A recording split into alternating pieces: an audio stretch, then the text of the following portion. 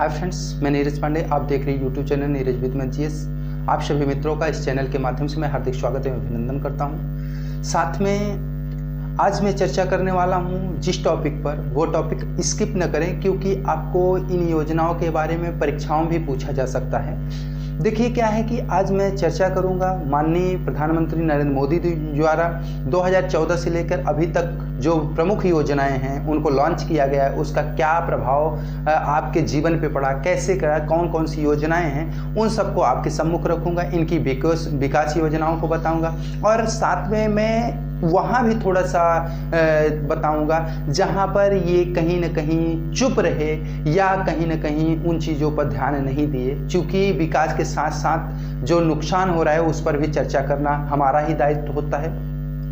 देखिए मित्रों, जैसे ही आप सभी जानते हैं कि 2014 में कांग्रेस के बाद भाजपा सरकार में आई और माननीय नरेंद्र मोदी जी को प्रधानमंत्री नियुक्त किया गया और उन्होंने सतत कई सारी योजनाएं लॉन्च की कि जिससे देश की अर्थव्यवस्था को सुधारा जा सके, जिसमें मुख्य रूप से उनकी प्रधानमंत्री जनधन योजना थी। अब इस योजना का मुख्य उद्देश्य क्या था, आप सभी जानते हैं। योजना का मुख्य उद्देश्य था कि जो ग्रामीण अंचल के लोग हैं या जहाँ के भी लोग हैं वो अगर बैंकों में अपना खाता नहीं खुलवाएं, बैंकों से नहीं जुड़े हुए हैं, तो उनको बैंकों से जोड़ने का काम किया जाए। और फिर ये रिकॉर्ड दर्ज भी हुआ मित्रों कि इतने सारे खाते एक साथ खुले कि गिनीज वर्ल्ड बुक में भी दर्ज हुआ। और उसके बाद जैसे मेक इन इंडिया प्रोग्राम ये लेके आए, ये इनका सोच थी कि विनिर्माण में लोग अपना योगदान दें और भारत को आगे बढ़ाएं, अपनी चीज़ों को बनाएं और विश्व स्तर पे उसका प्रदर्शन करें, बेहतर आगे बढ़े। उसके बाद स्किल इंडिया, युवाओं में कौशल विकास के लिए इन्होंने कार्य किया। उसके बाद स्वच्छ भारत मिशन लेके आए 2 अक्टूबर महात्मा गांधी जी की जयंती पर 2014 में, और इनका उद्देश्य था 2019 तक भारत को स्वच्छ किया जाए। हाँ, कितना सही स्वच्छ हुआ है, कितना नहीं स्वच्छ हुआ है, आप भी जानते हैं, आप बता सकते हैं कमेंट सेक्शन में। और फिर ये मिशन था। उसके बाद आगे देखे सांसद आदर्श गाँव योजना। इसका मुख्य उद्देश्य था, मोदी जी चाहते थे कि जितने भी सांसद हैं अपने संसदीय क्षेत्र के एक एक गांव को गोद ले लें और उस गांव का विकास वो सांसद महोदय करें। जहां तक ये है कि बहुत सारे ऐसे भी सांसद महोदय थे कि गांव को गोद लिए और जैसे कहते नहीं, गोद लिए तो बच्चा ऐसे गोद में था, वो गोद से खड़ा नहीं हुआ, गोद का गोद में ही रह गया बच्चा। वो बात है, कुछ सांसद किए होंगे, लेकिन जहाँ तक मेरे क्षेत्र की बात है तो जितने भी सांसद गोद लिए हैं वो बच्चा गोद में ही पड़ा हुआ है, गांव गोद में ही पड़ा हुआ है, चला नहीं गांव। उसके बाद आगे मित्रों बात करें तो श्रमिक जयते योजना लेके आए श्रमिकों के विकास के लिए। उसके बाद बेटी बचाओ बेटी पढ़ाओ योजना लेके आते हैं ये 22 जनवरी 2015 को, और इसमें ये उद्देश्य था कि बेटियों को पढ़ाया जाए और बेटियों को आगे बढ़ाया जाए। और सही भी बात है कि बेटियों को अगर हम आगे बढ़ाएंगे तो आत्मनिर्भर होंगी बच्चियाँ, और बच्चियों को जो एक पति पर, ससुर पर, पिता पे या किसी अन्य लोगों पर, पुत्र पर निर्भर होना पड़ता था, वो निर्भरता नहीं रहेगी। अगर बेटी पढ़ लेगी तो निश्चित रूप से बेटी इतनी सक्षम हो जाएगी कि वह अपने परिवार को पालन के लिए सहयोग प्रदान करेगी, और जब सहयोग करेगी तो निश्चित रूप से उसका कद जो होगा परिवार में बढ़ेगा। ये इनकी सोच जो है बहुत ही अच्छी है। ऐसे बहुत सारे लोग सोचते हैं बेटियों को पढ़ाना चाहिए, आगे बढ़ाना चाहिए, उनको कौशल सिखाना चाहिए और हर क्षेत्र में बेटियों को जाना चाहिए। इससे क्या होता है, प्रतिस्पर्धा बढ़ती है और बच्चे भी जो नकारे पड़े रहते हैं प्रतिस्पर्धा के कारण, वो भी कुछ मेहनत करेंगे।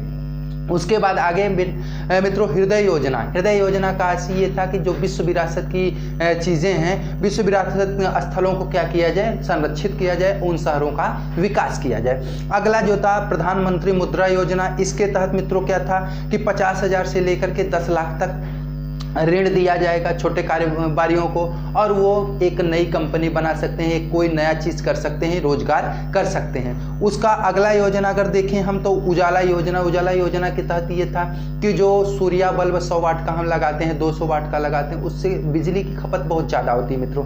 तो उस खपत को कम करने के लिए प्रधानमंत्री जी ने ये सोचा, भाई इनके मंत्रिमंडल ने ये सोचा कि अगर हम LED बल्ब लगा देते हैं 7 वाट 10 वाट का, तो 100 वाट के कंपेयर में 10 गुना कम बिजली खपत होगी। और ये क्या है कि कम दामों पर ये देंगे, जैसे डाकघरों में मिलता था तो कम दामों पर मिलेगा तो लोग ये लेकर लगाएंगे भी, जागरूकता फैलाने के लिए। अब तो ज़्यादातर लोग एलईडी ही लगा रहे हैं, सूर्ययान नहीं लगा रहे हैं, क्योंकि हर जगहों पे मीटर लग गया भाई, बिजली खपत ज़्यादा होगी, बिजली बिल देना होगा, ऑटोमेटिक सब एलईडी पे आ गए। लेकिन इसका प्रचार करने के लिए इनका धन्यवाद मैं करता हूँ। आगे मित्रों, अटल पेंशन योजना, इसमें क्या था, 18 से 40 वर्ष तक के लोगों के लिए पेंशन योजना थी, लेकिन उसमें आपको प्रीमियम भी भरना होता था जो 330 रुपये प्रति वर्ष था।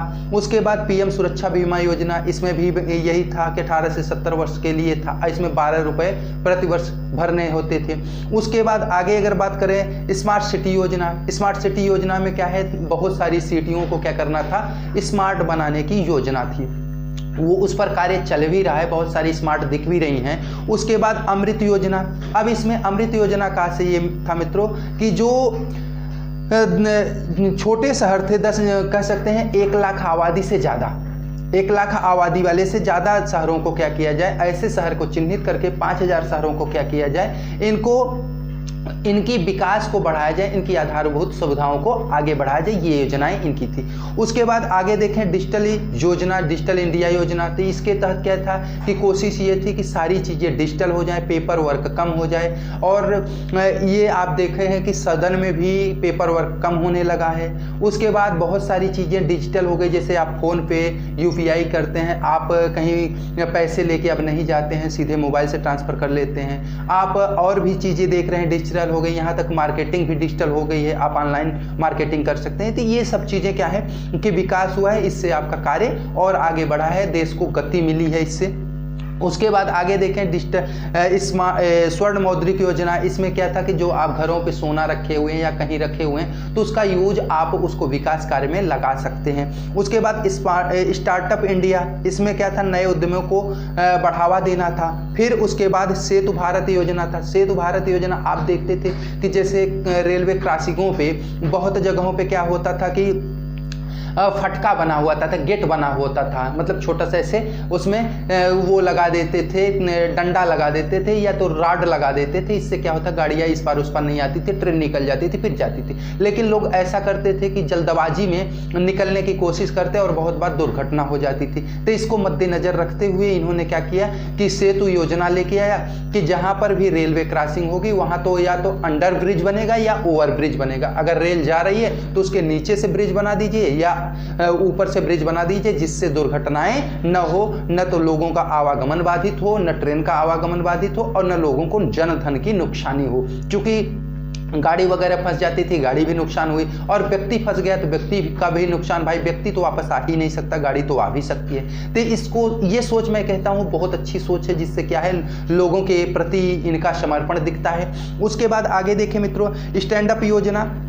अब स्टैंड अप योजना में क्या था, SC/ST जो महिलाएं, SC/ST लोग थे और जो महिलाएं थी उनको क्या था, उद्यम करने के लिए, नई कंपनी खोलने के लिए सरकार 10 लाख से 1 करोड़ रुपए तक ऋण देगी और फिर ऋण लेकर के वो नई कंपनी अपनी खोल सकते हैं। उसके बाद मित्रों देखें ग्रामोदय से भारत उदय योजना। ये योजना थी कि भारत का उदय तभी होगा जब ग्राम का उदय होगा, ये सच है। लेकिन मित्रों अगर आप लोग, आपके अगल बगल गांव होंगे, निश्चित रूप से गांव से आप बिलोंग करते होंगे, गांव की कितनी विकास हो रही है, प्रधान जी कितना गांव का विकास कर रहे हैं आप भी देख रहे होंगे। तो ये कहने की बात नहीं है। देखिए योजनाएं लाना सरल होता है, योजनाओं में पैसा देना सरल होता है, योजनाओं का पैसा का आवंटन सरल होता है, लेकिन योजनाओं के पैसा आवंटन के बाद योजनाओं का विकास दिखाना या दिखना बहुत बड़ी बात होती है मित्रों। इसलिए यहाँ पर सरकार को अभी भी ज़रूरत है कि जो योजनाओं में पैसा आवंटित किया जाता है उसका सर्वेक्षण कराया जाए और सर्वेक्षण सही तरीके से कराया जाए। वास्तविकता दिखनी चाहिए कि जो कार्य पैसे जिसके लिए गए वो हुआ या नहीं हुआ, और अगर ऐसा होने लगे तो निश्चित रूप से विकास होगा। ये है कि सरकार कार्य कर रही है, लेकिन सरकार के जो पैसे जा रहे हैं वो सही जगह जा पा रहे हैं या नहीं जा रहे हैं। जैसे मैं छोटा सा एग्जांपल देता हूँ, आवास योजना। आवास योजना का पैसा जाता है, लोग पहले से ही घर बनवाए हैं, उसी को रंगवा पुतवा दिए और पैसा निकाल लिए। लैट्रिन वाला जो पैसा आ रहा है, शौचालय, स्वच्छ भारत मिशन के तहत शौचालय बन रहे हैं और उसमें क्या हो रहा है, 12,000 रुपये गाँव में जा रहे हैं, लोग ले रहे हैं, 5-5, 4-4 शौचालयों को पैसा ले लिए, 1 आध ठो बनवाए नहीं, वो भी नहीं बनवाए, पहले से बना हुआ है, पैसा ले लिए, या नहीं भी बनवाए पूरा पैसा हजम कर गए, कुछ प्रधान जी ले लिए, कुछ व्यक्ति ले लिया। तो ये सब योजनाएं देखिए, पैसे तो सरकार के जा रहे हैं, सरकार की नज़र में कॉपी किताब पे अगर देखा जाए पेपर में तो ये हो रहा है कि ये फला गाँव ओडीसी होगा, फला गाँव में ODF हो गया।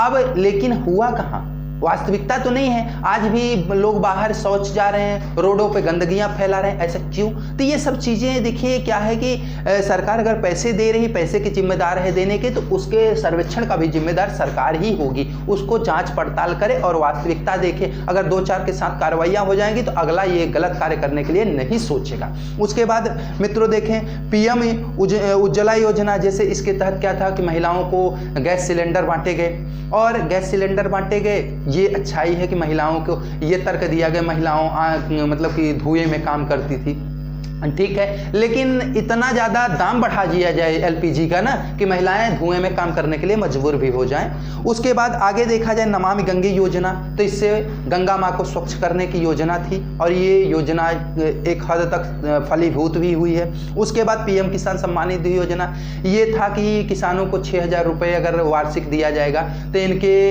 फसली कार्यक्रम में मदद मिलेगी, और लोगों को मदद मिल भी रही है। जितने भी किसान हैं इससे वो प्रसन्न चित्त हैं और उनका काम भी हो रहा है। 6,000 मासिक पाते हैं। यही बगल अगर सरकार MP सरकार को देखे तो 4,000 अपने तरफ से दे रही है, मतलब 10,000 सालाना दे रही है। उसके बाद आयुष्मान कार्ड के लिए प्रेरित किया गया, आयुष्मान योजना लाया गया, जिसमें क्या था कि आयुष्मान कार्ड के तहत लोगों की दवाइयाँ 5 लाख तक निःशुल्क हो जाएंगी। और लेकिन कहीं कहीं ऐसा भी होता है कि हर जगह हर हॉस्पिटल लेते नहीं, तो कहीं कहीं समस्या भी होती है।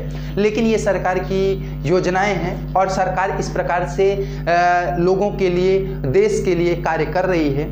मित्रों, मैं जो योजनाएं थी, जो चीज़ें थी वो सम्मुख रख दिया आपके। अब निर्णय आपको लेना है, आपको बताना है कि कितनी योजनाएं आपके गांव में, आपके शहर में फलीभूत हुई हैं, या मैं जैसा बताया कि पैसे आते हैं सरकार से, आवंटित होते हैं, वहां तक आते हैं, व्यक्ति के खाते तक आते हैं, लेकिन उसमें कार्य नहीं होता है, पैसे तितर बितर हो जा रहे हैं। ऐसा हो रहा है? अगर हो रहा है तो आप भी आवाज़ उठाइए और सरकार से सिफारिश कीजिए, सरकार से अपील कीजिए कि सरकार इस पर कठोर कदम उठाए और जो पैसे जिस कार्य के लिए आए, जिस योजना के लिए आए, उस योजना में सब फलीभूत हो और गांव, समाज, देश को आगे बढ़ाएं। ऐसा नहीं कि सिर्फ पैसे आवंटित कर दिया जाए और खाने वाले लोग खा लें। फिर मिलते हैं नई सीरीज के साथ, तब तक सभी मित्रों को जय हिंद, जय भारत।